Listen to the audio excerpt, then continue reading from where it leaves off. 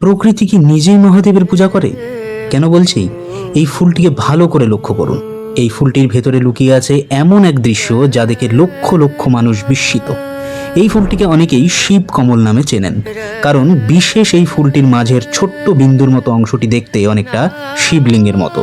আর ফুলটির মাঝের চারপাশের বৃত্তাকার গঠনকে অনেকে কুণ্ডলী পাকানো নাগের প্রতীক মনে করেন।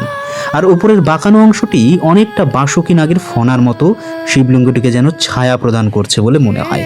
তাই ভক্তদের বিশ্বাস যেন প্রকৃতি নিজেই মহাদেবের এক অপূর্ব প্রতিচ্ছবি এঁকে দিয়েছে এই ফুলটির মধ্যে। যদিও এটি মূলত ফুলের স্বাভাবিক গঠন, তবুও এর এই আশ্চর্য আকৃতি কোটি কোটি মানুষের ভক্তি ও বিস্ময়ের কারণ হয়ে দাঁড়িয়েছে। আপনি কি কখনো এই ফুলটি দেখেছেন?